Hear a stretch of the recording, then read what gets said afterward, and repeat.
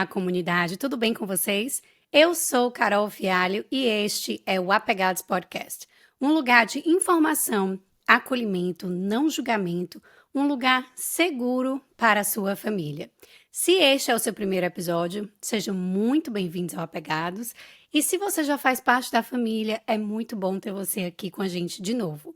Se você faz parte da família e contribui com as criações dos futuros episódios do Apegados através do apoia.se/apegados, o meu muito obrigada. Vocês não sabem a diferença que vocês fazem na nossa história. Então, deixo aqui o meu muito obrigada a todos vocês.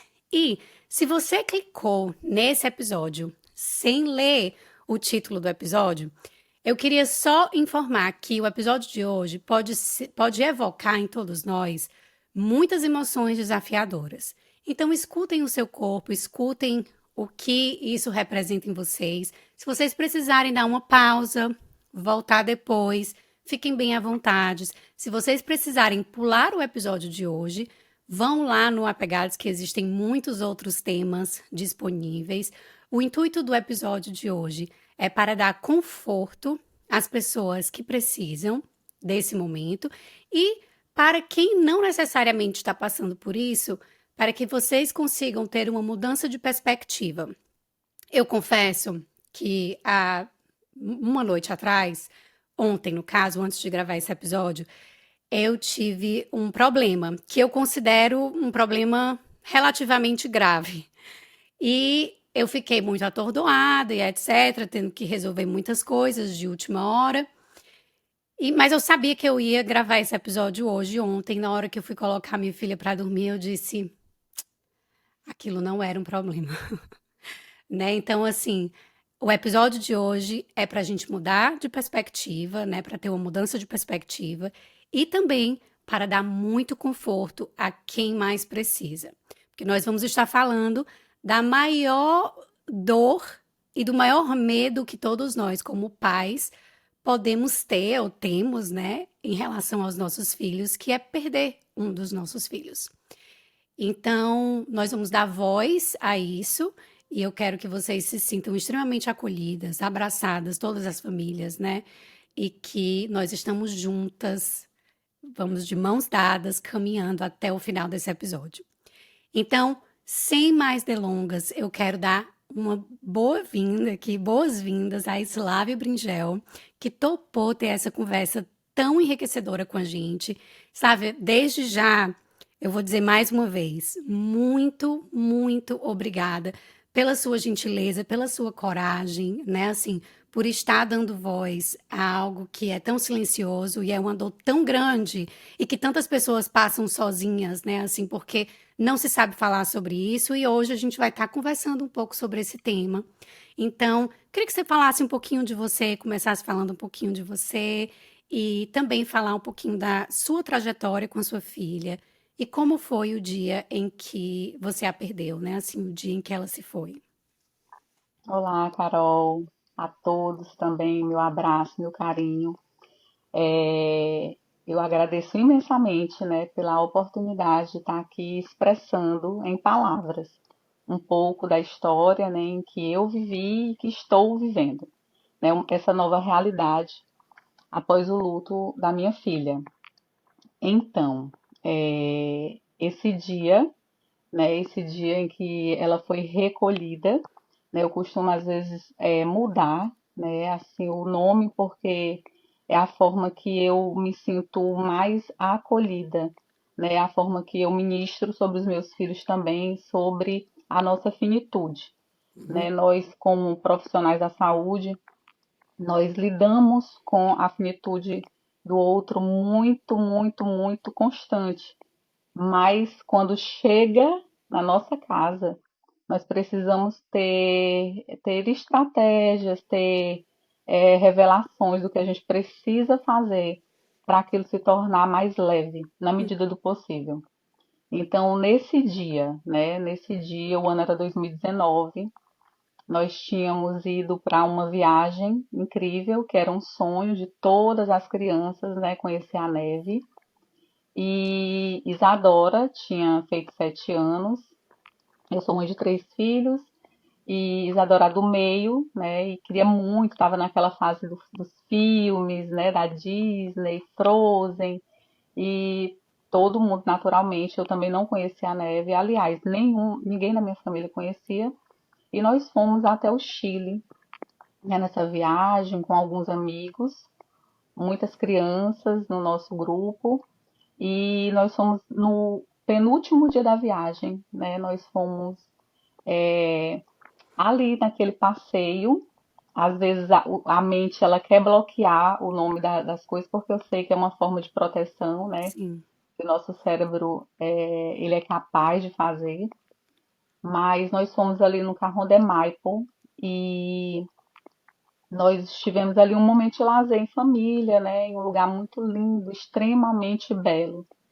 E que Isadora chegou, né, perto de mim e pediu um pirulito.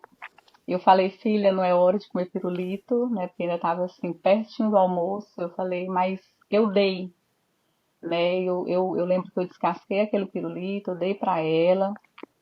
E ela me olhou, ela falou, mamãe, aqui é tão lindo. Eu falei, é, filha, é muito lindo. E eu falei, você já agradeceu a Deus pela oportunidade de estar aqui? Ela já. Ela falou assim, já porque eu disse para ele que parece com o céu. E eu olhei assim e eu falei, realmente, né? Parece como se o céu, quando a gente chegar no céu, realmente vai ser desse jeito. Nuvem, neve, lago, aquela maravilha. E ela gritava, obrigada, Jesus, né, pela oportunidade de estar aqui, obrigada, obrigada. E ali eu entreguei ela para o pai, né, que ficou na frente de um carrinho de sorvete. E eu até fiz uma brincadeira com o dono. Eu falei assim: o senhor consegue vender algum sorvete na neve? E ele falou assim: ah, minha filha, vende sim. O pessoal gosta de tirar foto, tudo. E ficou minha mãe, minhas duas filhas, ali próximo do carrinho, junto com meu marido. E eu estava com uma amiga grávida e eu fui registrar um momento, né, dela na neve. E quando eu estava registrando aquele momento. Eu lembro que eu dei uma última olhada para trás, né? Como sempre, mãe muito protetora, cuidadora, a gente quer a segurança dos nossos filhos e ali não tinha nenhum perigo aparente. E eu lembro que eu escutei muita gente gritando, né? Eu volto correndo e eu já não vejo nada de como eu deixei, né? Ali aconteceu um desmoronamento, né, da montanha e eu já não vi minha filha mais, né? Eu consegui achar a Isis, que era a caçula. O Ival estava mais na frente, então ele não estava no momento do acidente. E quando eu já achei foi meu marido, né, prestando socorro para nossa filha. E ali começou, né, a grande batalha, né, dentro de nós, porque meu marido é médico intensivista, então ele lidava com isso de forma contínua no cotidiano. E eu, mais de consultório, eu não tinha tantas habilidades para identificar o que estava ali acontecendo naquele momento, ainda mais com um filho. Uhum. E Isadora, ela estava deitada, eu não conseguia ver nenhum machucado, eu não conseguia ver nada que pudesse, de alguma forma, me sinalizar que poderia estar acontecendo ali alguma coisa. Uhum. E Marcelo começou a reanimação e foram longas assim, longos momentos, né? Ali descendo aquela montanha com Isadora correndo no colo, ao ponto dele cair várias vezes com ela e sempre reanimando, massagem cardíaca. E ali, por um momento, muitos outros médicos brasileiros, hispanos que estavam ali naquele passeio também se identificavam, eu sou médico, eu sou médico. Eu sou médico e no nosso grupo tinham muitos médicos.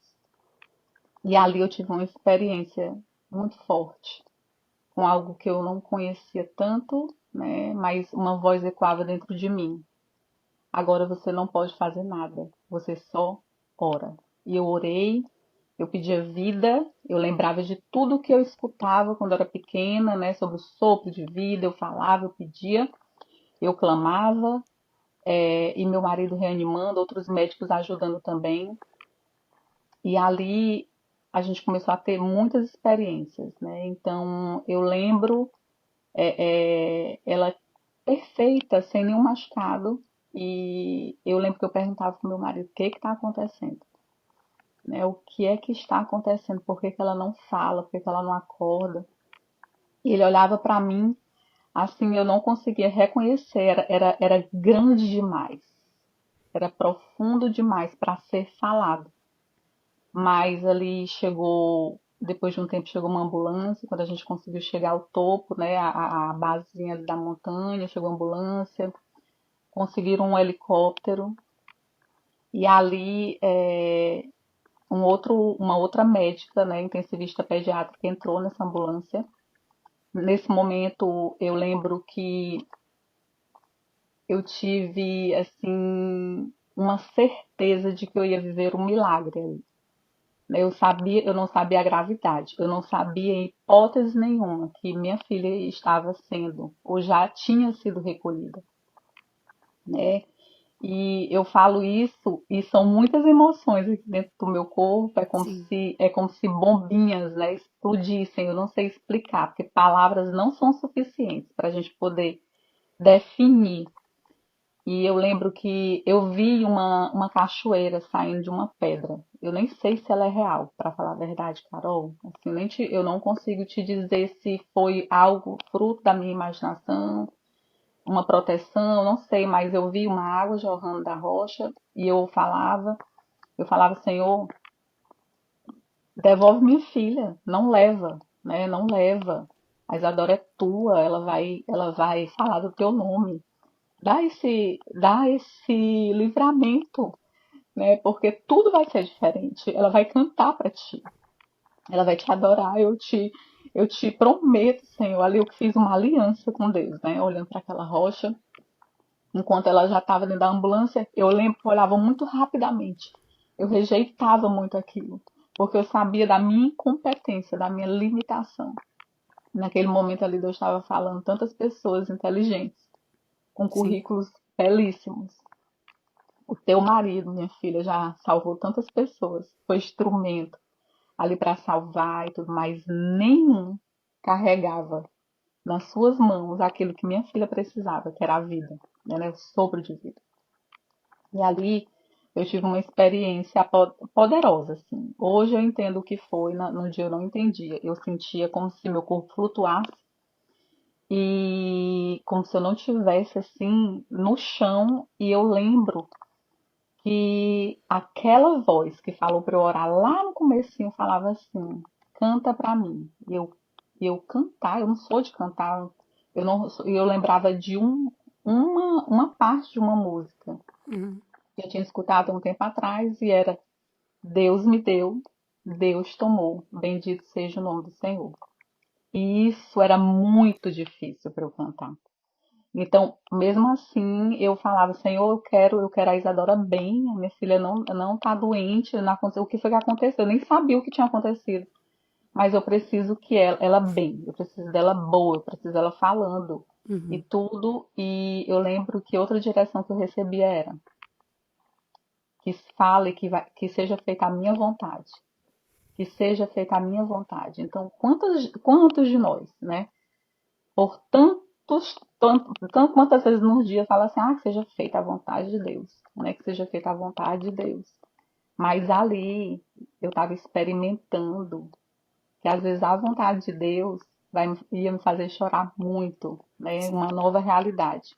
E eu lembro que três mulheres chegaram, não conheço elas, elas falaram assim: minha filha, eu posso me unir com você nesse momento de oração? E eu falei sim. E uma delas começou a chorar muito, e aquilo ali me chamou muita atenção. E ela começou a chorar muito, e ela falava, Senhor, ela falava assim, ela virava para mim, fala, filha, que seja feita a vontade do Senhor. Era uma coisa que só eu sabia. E eu falei, que seja feita a tua vontade, mas a minha também é boa, Deus. Eu quero a minha filha. Sim. Senhor, que seja feita a tua vontade, mas a minha também é boa. Então, concede para mim. Então, eu desci, entrei naquela van, né, para ir para o hospital, que era para onde a moça estava indo, para pegar o helicóptero. Meu marido já.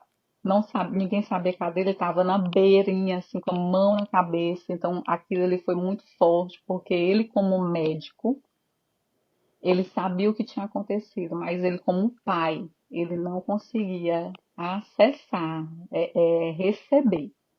E ali eu fui naquela van de joelhos, né, orando, pedindo. Eu acho que tudo que eu não orei a minha vida, tudo que eu não conhecia a Deus na vida toda, tudo, ali eu tive um direcionamento para fazer só aquilo. Eu não podia fazer mais nada. Uhum. Não tinha habilidade, não tinha nada, nada. Então, quando nós chegamos naquele hospital, eu falei que a médica que estava com ela veio ao nosso encontro.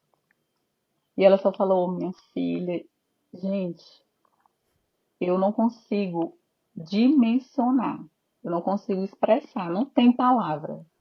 Durante todo esse tempo, 5 anos e meio, eu tento uma palavra assim mais próxima do sentimento. E eu não consigo.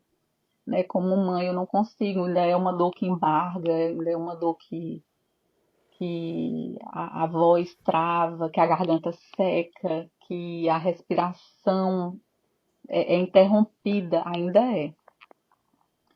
E ali foi aquele dia, né, dia 3/6 de 2019. Ele marcou as nossas vidas para sempre, né? Nós éramos uma família e ali, após o recolhimento, nós somos outras pessoas. E ali começou outra batalha, né?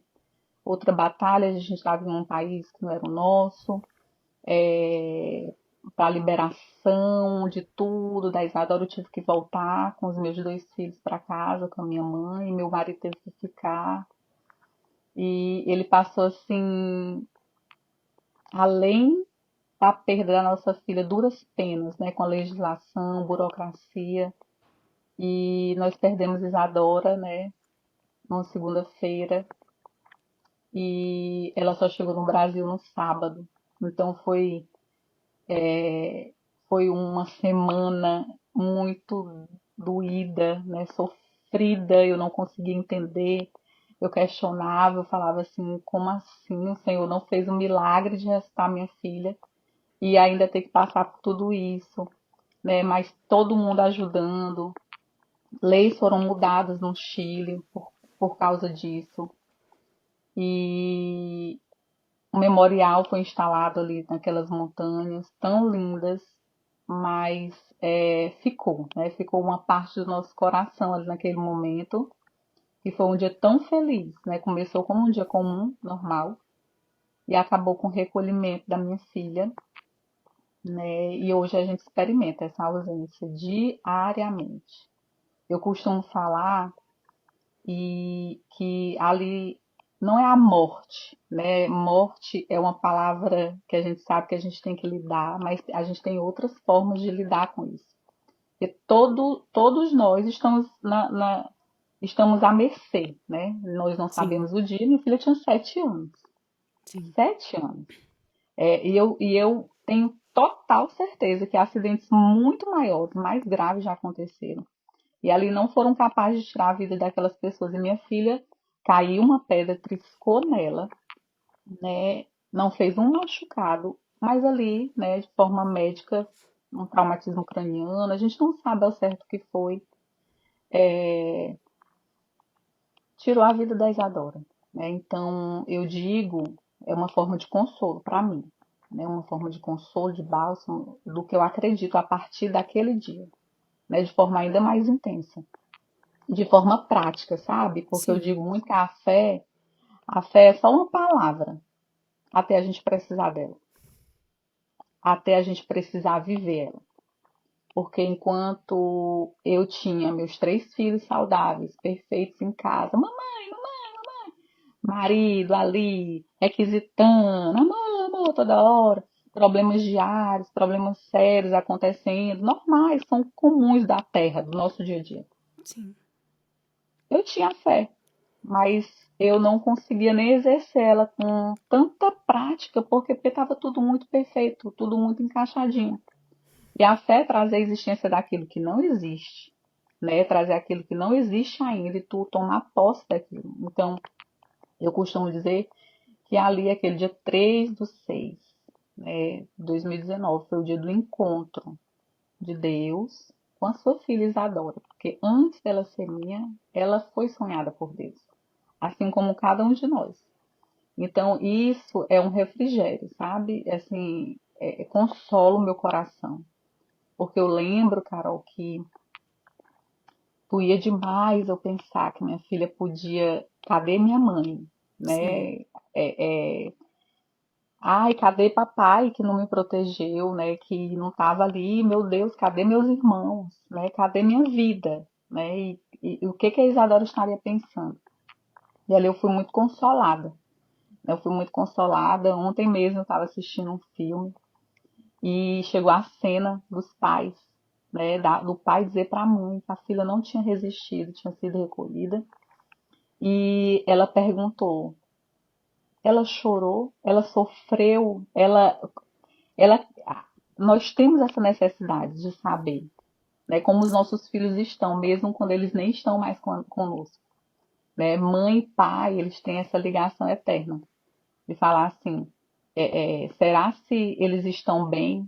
Será se quando sair desse momento, porque eu acho que independente do tanto e da medida que a gente crê, nós sabemos que ninguém vai ficar fechando o olho e dormir para sempre. Num momento a gente vai ter uma experiência, né? Então, a minha preocupação era que a minha filha, ela estava se sentindo insegura. Isadora era altamente preocupada com tudo. Ela não ia para nada perigoso. Ela não era aquela criança ousada de falar. Ela tudo, ela era, eu ia dizer que ela era muito precoce. Era a nossa velhinha. Uhum. Ela sabia a hora, medida certa para cada coisa. Ela sabia como falar. Ela era muito avançada. É como a gente fala, né? Isso não é um bordão de falar assim, ah, foi recolhida e agora diz que é diferente, é especial. Não, de fato, quem conheceu Isadora sabia que ela carregava algo muito especial, sabe? Ela falava de céu, ela falava de saudade de pessoas que ela nem tinha conhecido. Ela me dava algumas experiências, assim, bem desafiadoras, né, na sua personalidade, de, de de determinar, né, o que era aquilo, então eu pedia muita ajuda, né, a Deus, Senhor, me ajuda a criar a Isadora, porque realmente é um desafio, ela é muito forte, ela é muito convicta, ela falava do céu, como ela fala, assim, de um fone aí que eu tô vendo, né, na sua cabeça, ela falava muito comum, era muito próximo, Sim. e eu não entendia, né, quantas vezes eu corrigia, minha filha, para com isso, vamos falar de outra coisa, né? Por quê? Porque era um assunto muito profundo, era um Sim. assunto muito doloroso e que nenhum pai, nenhuma mãe quer ver um filho falando com tanta intimidade, né? Diz porque que causa essa dor, a dor da separação, Sim. né? A dor da ausência. Sim. Então esse dia marcou as nossas vidas.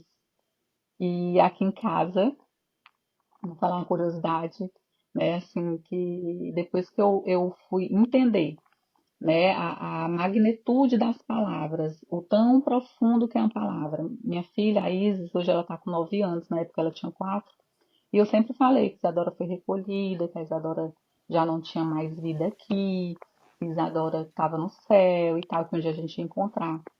E ela chegou um dia no aniversário, nós morávamos numa cidade muito pequena e todo mundo conhecia a nossa história, não tinha jeito, foi público, né, foi televisionado, Sim. enfim, era uma das minhas dores também. Então, chegou uma amiguinha e falou: Isadora, ou Isis, tu sente saudade da Isadora? Ela falou: Sinto, é minha irmã querida e tudo. Ela é pequenininha ainda. Ela falou assim: E aí, dói muito porque ela morreu? Aí a Isis falou assim: A minha irmã não morreu. Quem morre é cachorro. A minha irmã foi recolhida. E como a gente tinha perdido alguns cachorrinhos em casa, né? Que na minha casa sempre teve muito animal. E a gente falava com o cachorro, eita, morreu, não resistiu. Então eu não consertava do Sim. cachorrinho. E aí ela chegou, ela pediu pra ir embora na mesma hora. Eu falei, filho, o que foi? Você tá brincando tanto, você tá gostando tanto. Ela, mãe, a menina disse que minha irmã morreu. A minha irmã morreu. Aí eu fui explicar pra ela que o recolhimento era a morte, só que nós sabemos que é algo que o Senhor recolhe com as mãos. Isadora era uma princesinha amada. Então, o poder da palavra, como a gente encara, como a gente posiciona, como a gente fala, muda muita coisa aqui dentro. Sim, Conforta muito. Não é só sobre nós. Porque quando um pai, uma mãe perde, existem outras pessoas que perderam também. sim, E ali estavam os nossos filhos, né? Que também precisavam encarar. Eles perderam muito também. Eles perderam a irmã, sim, né? A irmã ali do meio, a que tinha acesso, era a mais velha para a caçula, era a caçula para o mais velho. Tinha aquele elo, ela tinha a característica dela, ela tinha a forma que falava. Então eles perderam muito também. Na sua primeira infância já foram marcados, né, pela morte. sim. Então eu troquei, foram marcados por um recolhimento, né, um recolhimento porque não para ficar mais leve, mas não para ficar mais leve, mas a gente precisa entender que é um tema, é uma dor que nenhuma casa está isenta de passar.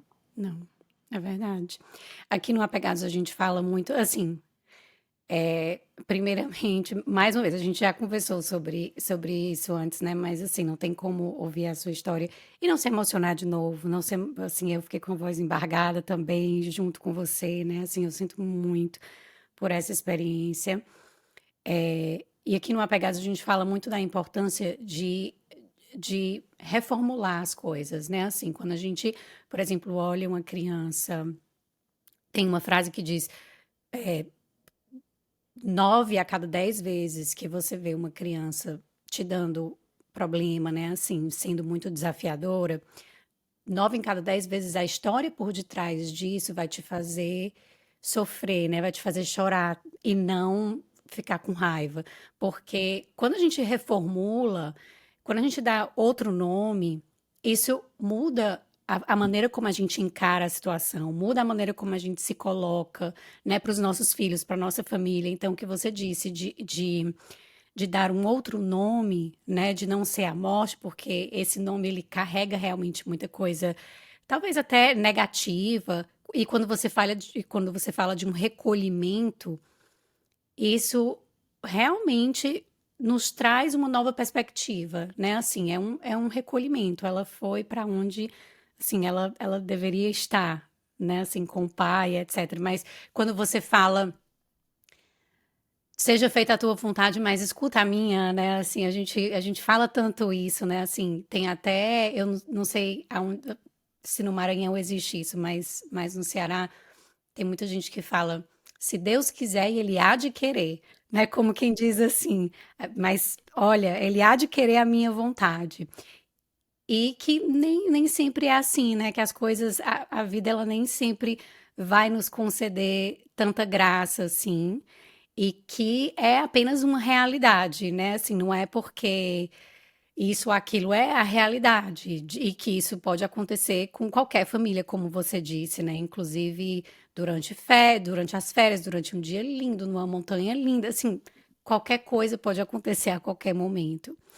E, e quando a gente tem essa ideia, quando a gente traz essa mentalidade, a gente também percebe que os momentos eles são muito preciosos e que a gente é tão importante a gente poder, né, também ficar presente no momento e desfrutar. E eu lembro que a primeira vez que a gente conversou, você falou que inicialmente a experiência de luto ela foi quase como uma sensação de amputação de órgãos do seu corpo, né? Assim, fala um pouquinho pra gente como foi, como que você lidou inicialmente com o luto e se teve alguma coisa no processo do luto que te surpreendeu no sentido de num sentido positivo da coisa, né? Assim, alguma coisa te surpreendeu pela maneira como você lidou com tudo isso?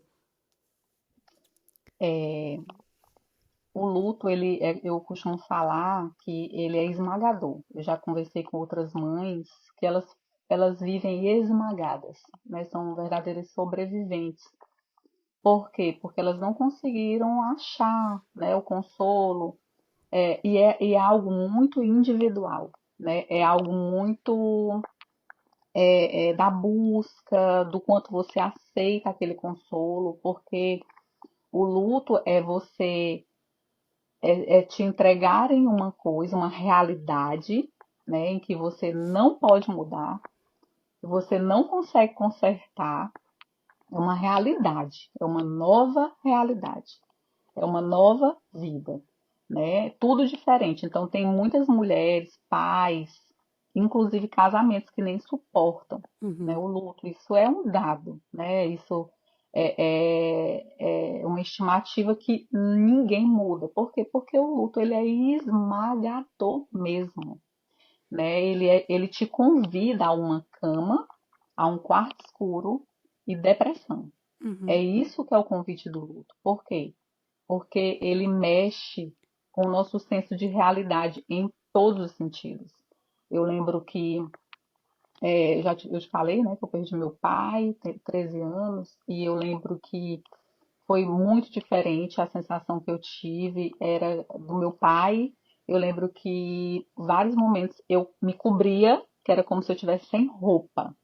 Então eu tinha isso acho que eu passei alguns meses sentindo isso e eu fazia assim, quando eu via eu estava cobrindo, né? Uhum. Principalmente as minhas partes íntimas, que era como se eu não tinha mais aquele meu pai protetor, aquele homem forte, que mesmo eu casada, mesmo eu com filho, ele exercia sobre a minha vida, Uhum. né? Aquela paternidade bem antiga, né? Porque era outra geração, mas é aquela coisa da proteção. Minha filha, minha filha. Sim. Então eu lembro muito. E quando Isadora foi recolhida, eu lembro que eu acho que eu fiquei mais ou menos quase 2 anos com essa sensação de uma amputação no meu corpo, né? Eu não era como, não é que eu não sentia, era aquela, era como se o cérebro despertasse, falando, você não tem mais braço. Tá doendo tanto que você não tem mais uma parte do teu corpo. Você não tem mais. E eu olhava, eu beliscava, e eu sentia toda a minha sensação normal, tudo, né? A gente, como médico, a gente fica fazendo pequenos exames, né? Toda hora, assim, Sim. na gente. Aí, meu Deus, será que eu tô com alguma dormência, né? Alguma alteração? Abalou tanto que adoeci, né? Eu lembro que eu tinha febres, né? Febres, febres, febres. E ali eu sabia que eram minhas emoções, né? Eu não, nem comentei contigo, além desse sentimento de amputação, que demorou quase 2 anos para passar, e foi natural. Graças Sim. a Deus foi algo que eu vi assim, foi passando, mas eu acredito que foi pela reorganização, a ressignificação que foi acontecendo, né? Foi estabelecendo a ausência, o luto, o lugar faltando na mesa, no carro, tudo quanto era lugar, ali a gente vai readaptando e ali eu não conseguia mais ver uma falta do nosso corpo. E eu lembro que, não sei se é porque eu falava tanto, né? Eu falava assim, Senhor, o Senhor levou meu coração, né? O Senhor levou meu coração. E o coração, como a gente não enxerga visualmente, e eu hoje considero que eu não tenho mais coração, já tá com Deus, já tá com Ele lá, até porque eu não vivo mais eu, é Ele que vive em mim, que é aquela coisa, sabe, Carol? Eu transferi, hoje eu vejo minhas mãos, eu não tenho mais sensação, mas eu não consigo visualmente ver o meu coração. Uhum. Tem uma frase que eu sempre levo, e meu marido sempre fala, ele fala assim, amor, Isadora era nosso coração, né? Nosso coração não tá mais na terra, né? Hoje a gente vive assim de forma intencional, sabe, todas as coisas, porque senão a gente não sobrevive. Isso é a nossa, é o respirar fundo. Sim. Hoje, só antes de acontecer aqui, na hora que eu acordei, a gente recebeu uma notícia muito ruim. Não de recolhimento, não, nada disso, mas problema grave. E eu falei, o podcast, como é que nós vamos fazer? Meu Deus! E eu falei pra ele, virei pra ele, eu falei assim, amor, vou gravar lá com a Carol, vou. Ele, amor, nada pode atrapalhar a missão. Eu resolvo. Vá lá falar daquilo que nos custa muito, mas que pode ajudar outras pessoas. Essa é Sim. a missão. E eu falei, tá bom, amor. Aí vem, sabe, aquela sensação de que o nosso coração não tá mais aqui. Porque se tivesse, eu ia desmarcar. Por quê? Porque não tava ideal. porque eu vou resolver, o problema é grave, aconteceu agora e eu Sim. preciso estar lá. Só que não é mais sobre isso, né? Não é sobre isso. Então, a nossa vida muda completamente e eu lembro que algo que marcou muito, e isso é real, a ciência prova, né? O estresse causado pelo luto, ele é real, e se a gente não ressignificar, porque, gente, luto não supera, É. não supera. Eu escutei várias vezes essa palavra, doía, ardia dentro de mim, mas eu também entendi que as pessoas não sabiam o que elas estavam falando. Então a gente também tem que ter compaixão até de quem vai nos consolar, Sim. porque eles não conseguem ter dimensão do que estão falando, do que estão comparando, porque dor é dor, dor é dor, né? Eu falo assim, que a maior dor que um ser humano pode passar é a dor da morte, da separação. Mas, além dessa, é a dor de um pai e de uma mãe ter que se decidir de um filho, independente da idade, da barriga, criança, adolescente. Não existe. Não existe. Então, cada um na sua estação. Eu ouso dizer. Por quê? Porque essa foi a maior dor que eu conheci. Sim. Eu perdi meu pai e não se compara, gente. Não se compara. Mas a minha irmã perdeu o pai, perdeu uma sobrinha. Se eu perguntar agora para ela, Esté, qual é a tua maior dor? Não foi a Isadora, foi o pai, Sim. entendeu? Então, dor é dor. Então a gente também tem que ter empatia, porque o outro ele não está vendo a amputação emocional que está causando. Ele não está vendo que o teu dia mais difícil não é ali da despedida daquele momento de guardar o corpo. Não é. São os dias que estão por vir. Sim. É um aniversário infantil que você vai comprar morango no mercado, entendeu? É comer um milho e lembrar que tua filha gostava, entendeu? Um bolo de chocolate que alguém faz e tu, na hora que bota, ali acessa a tua alma. E tu fala, meu Deus, por quê? O que eu te pedi também foi bom, né? Então, eu lembro, Carol, que eu fiquei sem menstruar por 8 meses, sem ter nenhuma condição de saúde, Uhum. né, para que interrompesse ali o meu fluxo. E eu fiquei 8 meses sem menstruar. Por quê? Porque o que aconteceu comigo, ele abalou, foi no meu ventre. Né? Ela Sim. veio da minha barriga, independente também de ser filho biológico ou não, é filho, é uma ligação de elo. Então, mexe muito. Então, e tudo, se não for visto com muito cuidado, com muito carinho, se transforma em doença, de Sim. verdade. Sim. E eu lembro que eu senti falta, né, da minha menstruação lá para 4, 5 meses, e aí que eu fui me tocar. Que eu era uma mulher ainda, que eu tinha que menstruar, que eu tinha que. Meu Deus do céu, cadê a menstruação? Não tem. Assim como também, quando meu marido veio me dar um primeiro beijinho na minha boca, foi tão dolorido pra gente que parecia que a gente estava esquecendo da Isadora. Olha o que, que o luto causa. Primeira vez que nós fomos ter uma intimidade. Ele olhou assim, ele falou, amor, que coisa estranha. Eu falei, é a vida Sim. seguindo e a tua dor seguindo junto, né? Ali é tudo muito forte, é muito profundo. Eu tenho tantas histórias, eu tenho tanto testemunho em relação a isso. Por quê? Porque foi o lugar onde eu fui mais ministrada. E aí tu perguntou sobre a perspectiva positiva que eu tive diante do luto, né? Minha casa mudou completamente, né? Não mudou para pior. A parte pior da história é não ter a Isadora nos nossos dias. Sim. Mas a perspectiva que mudou foi meu marido que vivia loucamente dentro dos plantões médicos, né? Perdeu tantos momentos da Isadora, tantos momentos, tantos banhos, tantas refeições, tantas birras, brigas dos irmãos, perdeu tanta coisa. E a primeira coisa que ele fez foi largar os plantões. Ele largou, ficou em casa. Hoje ele é um pai que deixa a filha na escola. É assim a parte mais prazerosa do dia é quando a gente pega nossos filhos de volta na escola. E aí, às vezes, os pais ficam assim tão atarefados e, e não entendem quando a gente se comporta dessa forma. Mas a gente sabe o peso que é não tê-los aqui. Então, a nossa vida, ela se transformou demais. Hoje, meu marido é um marido excelente, um pai exemplar, o pai que a Isadora pedia. Né? Meu marido bebia muito. E a Isadora pedia, ela chegava e falava assim: papai, para de beber, eu tenho vergonha do senhor. Papai, emagrece. E meu marido ficou com 140 quilos por conta da bebida. E papai, quando eu me casar, eu não vou casar com um homem com uma barrigona. Ela falava. E ele virava pra mim: é tu que tá ensinando essa menina. Eu falei: é não. A Isadora é diferente.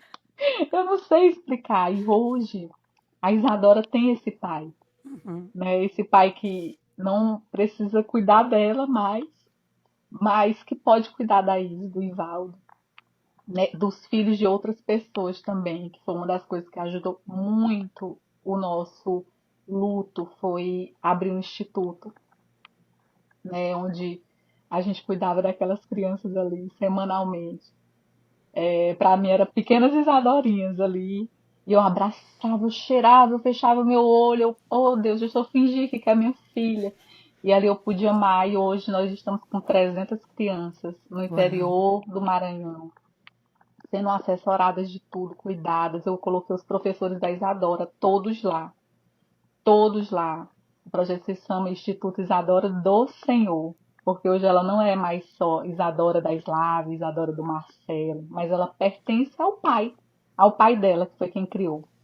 Uma das coisas, Carol, assim, que eu recebi de homens e mulheres de Deus que nem sabiam quem eu era, né? Nem sabia nada. E um dia eu ligo para uma pessoa, alguém me manda, bota o telefone, aí ela nem sabia quem eu era. Ela fala assim: olha, para de chorar porque o Senhor não levou nada teu. Ele só recolheu o que era dele.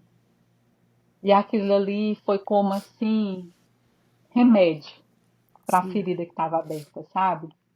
Por quê? Porque se a gente não ressignificar e saber que nós não temos o controle de tudo que acontece na nossa vida, não temos, mas sabemos que existe, que tem uma mão poderosa, algo que é muito maior do que a gente, muito maior, que tem tantos nomes, mas que exerce em cada família uma força e está disponível.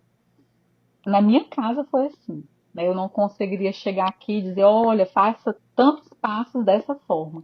Porque na minha casa foi essa perspectiva que mudou de vida. Hoje, e é uma dos lemas da minha família, é a eternidade é logo ali. Porque tem dias aqui que a eternidade está tão perto de mim que parece assim, que dá aquele frio na barriga, sabe? Uhum. Porque esse dia vai chegar. E a finitude, os problemas, tudo vai passar. E vai ter um dia que vai ser para sempre. Hoje meu marido ele não se comporta mais como ele se comportava antes, preocupado com os momentos, com as coisas que são daqui a trabalhar, para deixar as coisas para os meninos. Tudo isso é muito válido. Tudo isso é lícito, é bom, tem Deus, você está fazendo o correto. Mas tem sempre algo mais. É aquele momento que a gente tira ali na refeição para perguntar para o filho, para deixar o filho pular na cama, para o menino pular o banho, para banhar só depois. Vamos, banho só depois, tá tudo bem. A vida não é só regra. A vida são momentos. E Sim. hoje o que eu sinto falta? Eu sinto falta dos momentos com a Isadora. Eu sinto falta das coisas que eu fazia no cotidiano. Eu sonho raramente com ela. E quando eu sonho, todos os meus sonhos, eu tenho consciência de que ela não está mais aqui. E eu passo o sonho todo dando banho, penteando cabelo, dando comida, coisas que estressam a mãe. Eu sou Sim. mãe ainda, eu tenho um privilégio de ter dois aqui.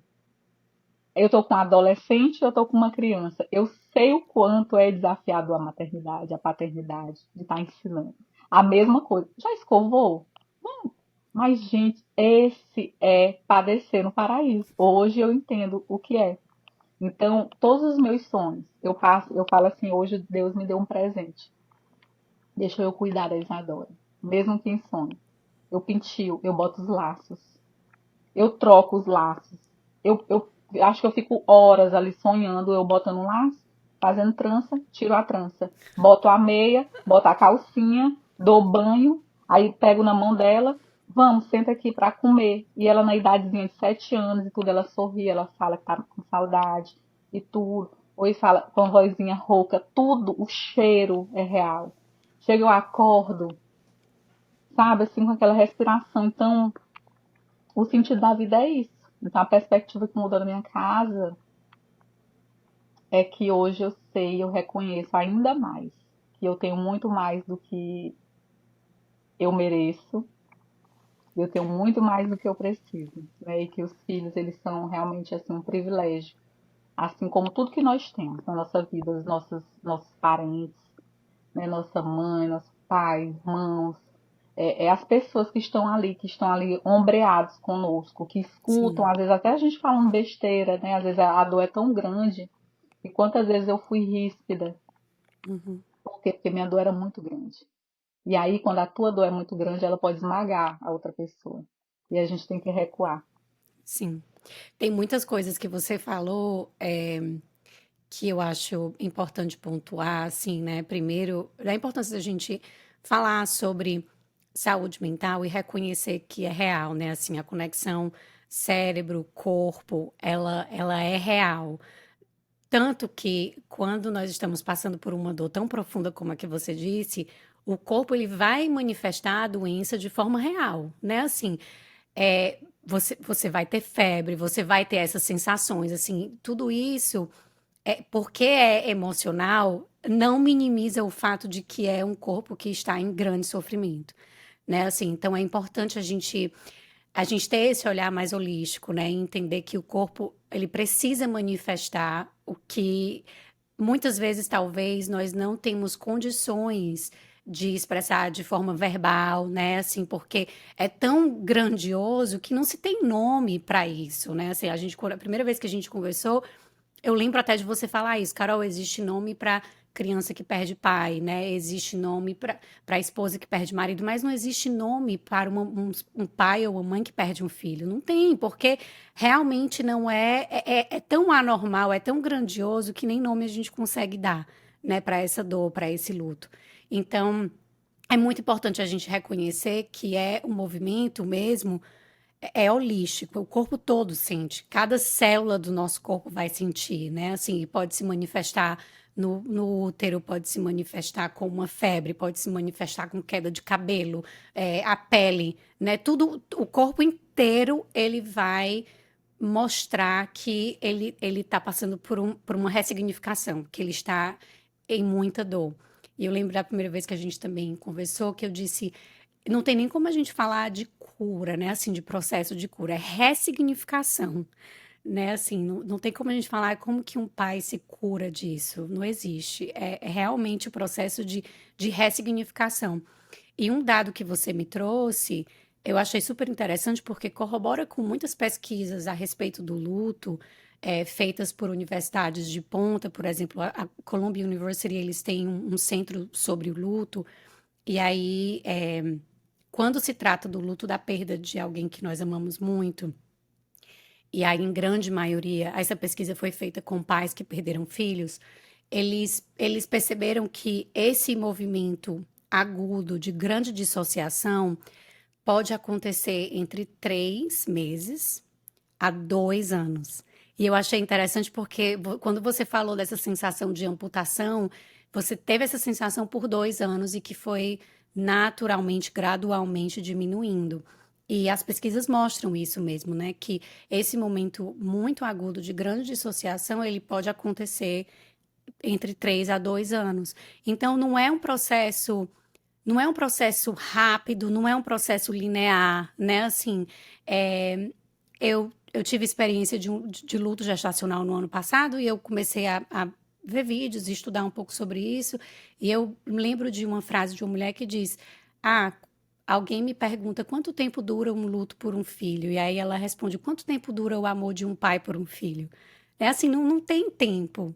Não existe isso de a gente estar mensurando. Ele vive conosco, vai ser para sempre parte da nossa realidade.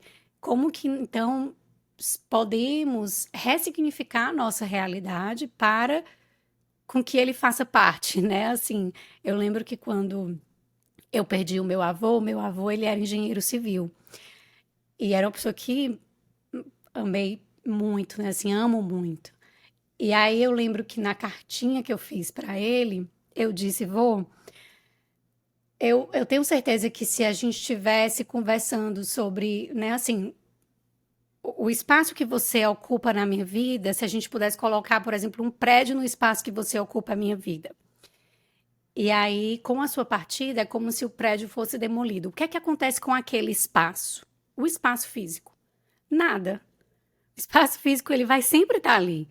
Independente do prédio ter sido demolido ou não, o espaço que aquela pessoa ocupa na nossa vida vai estar para sempre ali. Ele não vai embora.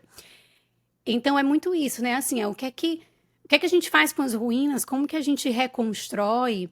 E pesquisas também sobre o luto falam que existe algo, independente da maneira pessoal que você viva o luto, existe algo que é muito comum e que é muito reconfortante no processo do luto, que é a necessidade que as pessoas que vivem essas experiências têm de falar sobre. Então, é dar espaço para que as pessoas falem sobre, né? Assim, a gente não precisa ter resposta pronta, a gente não precisa saber o que dizer, mas dar espaço para que as pessoas falem sobre as suas histórias de luto é muito importante no processo.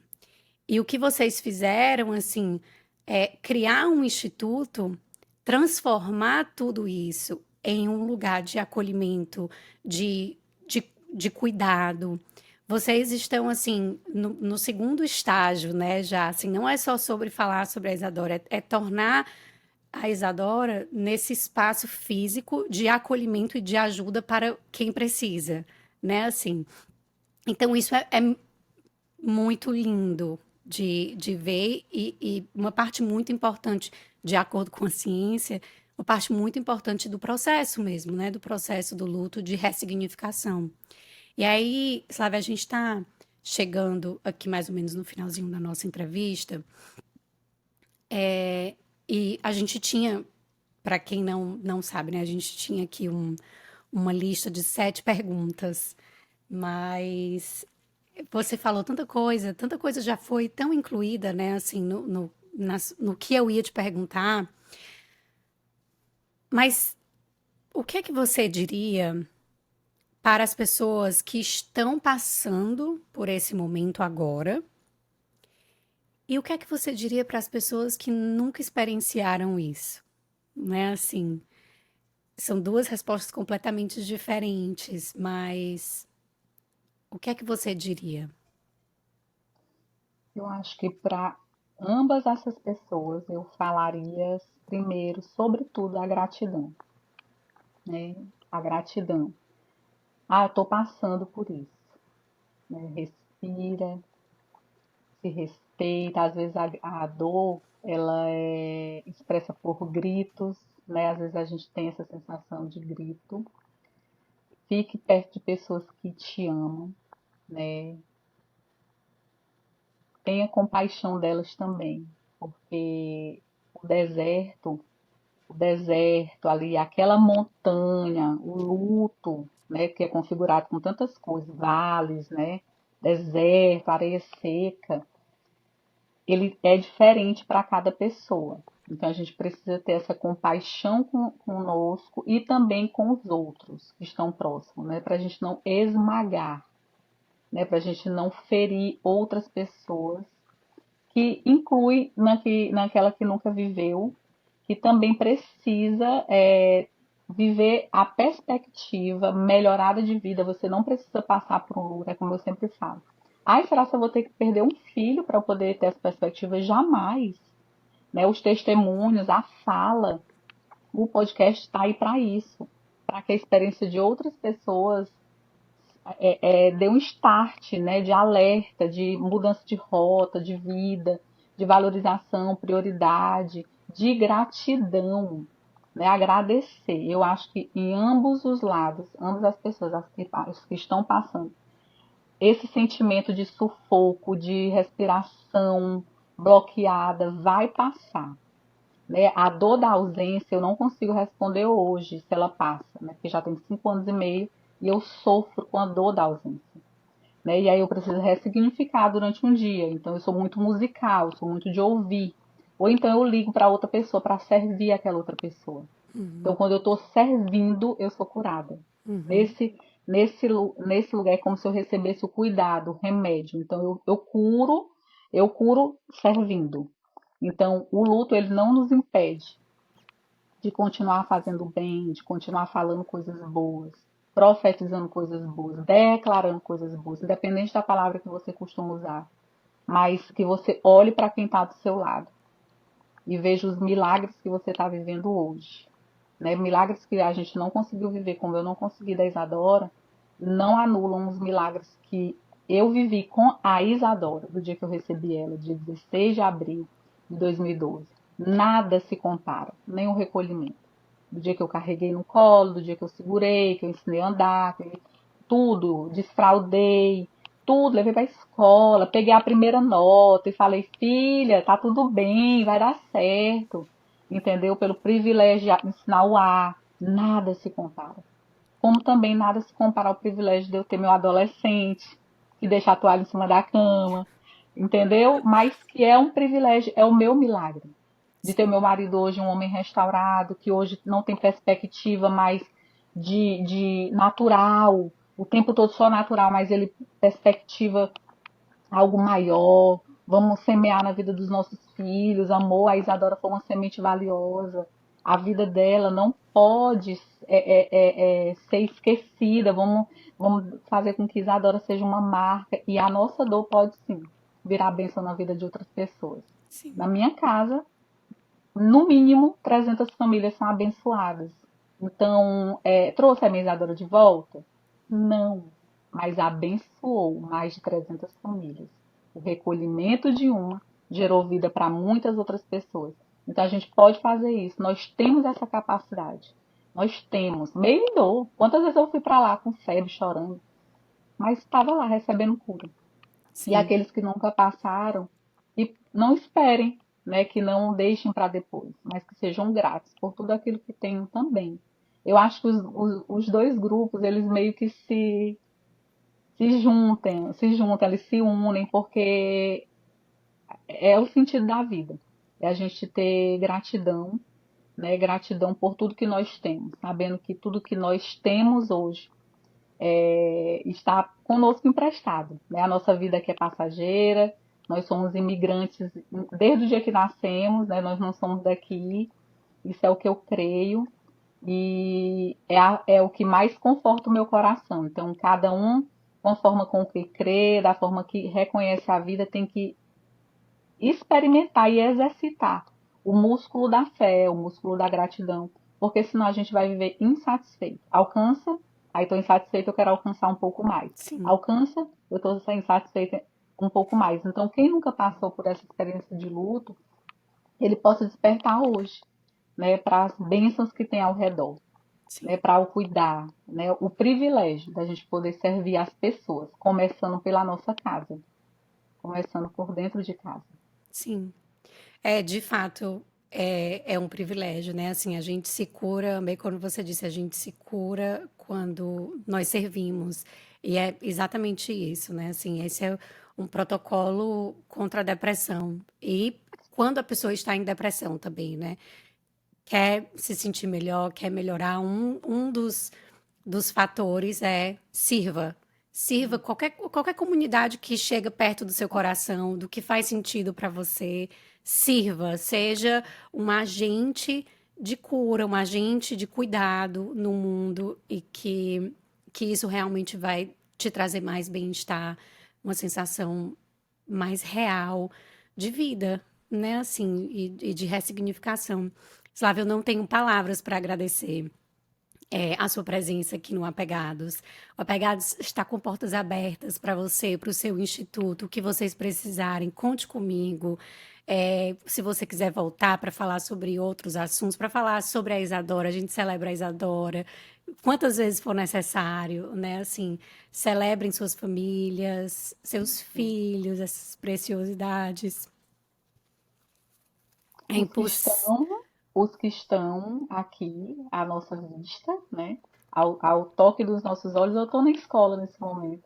E aqueles que não estão, porque pais e mães que perdem, assim como você também recolheu, devolveu, você não deixou de ter, né? Você continua tendo.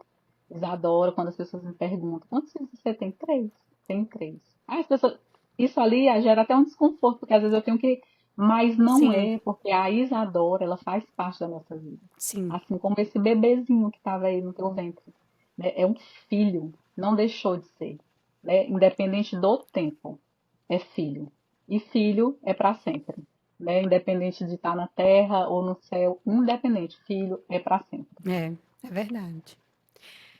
Ai, gente, tá difícil terminar esse episódio, mas eu vou conseguir.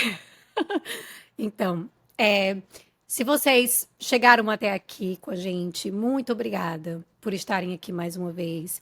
Eu espero que esse episódio tenha servido para dar um abraço, para servir de consolo, para ser o único lugar que você pode ouvir sobre isso, pensar sobre isso, falar sobre isso. Conte com a gente. O meu abraço virtual gigantesco, nosso abraço virtual gigantesco. Quando uma mãe perde um filho, todas as mães perdem um filho, né? Assim, essa é uma dor muito real, um medo muito real de todas nós. Então, sintam-se abraçadas. Pais também, né? Que estão passando por esse processo. Se esse não é o seu caso, eu espero que tenha surgido aí alguns insights, que você tenha um novo olhar para o dia de hoje, um novo olhar para todos os dias com seus filhos, um novo olhar para todas as dificuldades mundanas do nosso dia a dia, que muitas vezes parecem realmente ser gigantescos. Se você acha que esse episódio pode ajudar alguém, vai lá e encaminha. Se você ainda não deu 5 estrelas para Pegados, dá, porque isso também ajuda a expandir a nossa mensagem de afeto, de informação, de acolhimento. Muito obrigada por estarem aqui comigo mais uma vez e nos vemos no próximo episódio. Muito obrigada, Slávia, mais uma vez. Eu que agradeço pela oportunidade de falar. Mesmo que de um tema super difícil, de uma dor, né? Uma dor da Sim, minha casa, mas é uma forma da gente também abençoar e servir outras pessoas. sim, sim. Muito obrigada. Beijo, gente. Nos vemos no próximo episódio. Tchau, tchau.